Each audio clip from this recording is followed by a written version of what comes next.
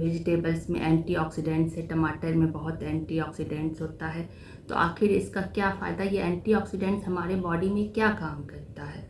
तो ये जो एंटीऑक्सीडेंट्स है ये मेनली हमारे बॉडी के अंदर बहुत सारा फ्री रेडिकल्स पार्टिकल्स जमा हो जाता है, स्टोर हो जाता है।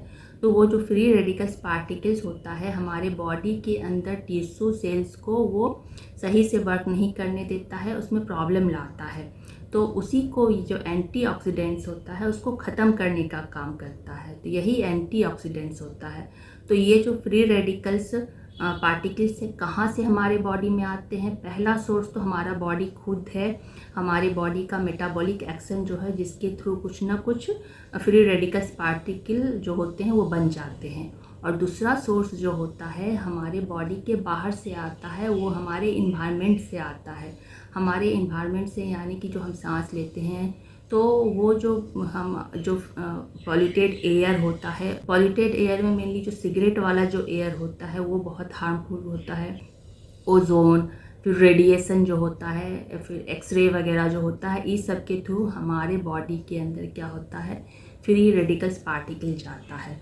तो ये फ्री रेडिकल्स पार्टिकल जो होता है कम मात्रा में होता है तो वो कुछ नुकसान नहीं करता, लेकिन ये फ्री रेडिकल्स पार्टिकल जो होता है वो धीरे धीरे बढ़ जाता है। इन्वायरमेंट में कुछ ना कुछ ऐसा होता ही है, बाहर निकलो तो कुछ ना कुछ जाते ही रहता है, ये कंटिन्यूअस बनते रहता है। जो हमारा इम्यून सिस्टम खुद है जो ये फ्री पार्टिकल्स को ख़त्म करने का काम करता है हमारे बॉडी के अंदर, जो इम्यून सिस्टम होता है।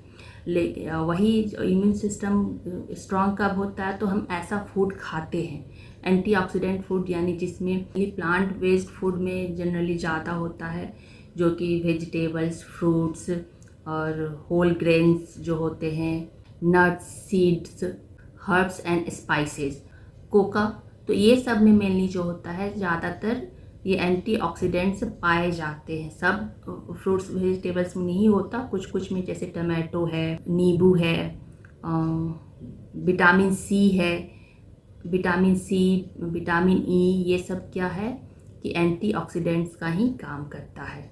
तो यही है एंटीऑक्सीडेंट, यानी हमारे बॉडी के अंदर जो फ्री पार्टिकल्स हैं, फ्री पार्टिकल्स जो होते हैं वो एक कंपाउंड के फॉर्म में होते हैं। जैसे कि हमारे बॉडी के अंदर बहुत सारा वाटर होता है, तो वाटर का मॉलिक्यूल्स क्या होता है, H2O होता है। तो ये जो फिर यही H2O क्या करेगा, HO बन जाएगा। तो HO जो बन गया, H2O से HO जो बन गया, तो ये क्या है, फ्री पार्टिकल्स कंपाउंड है, जो कि हमारे बॉडी के सेल्स और टिश्यू में जो है वो प्रॉब्लम देंगे, क्योंकि ये जो कंपाउंड बना हमारे बॉडी में यूजलेस है, ये कुछ उल्टा इफेक्ट देंगे। तो यही होता है फ्री रेडिकल्स, जो कि एंटीऑक्सीडेंट से ये सब ख़त्म होते जाते हैं। तो यही है एंटीऑक्सीडेंट।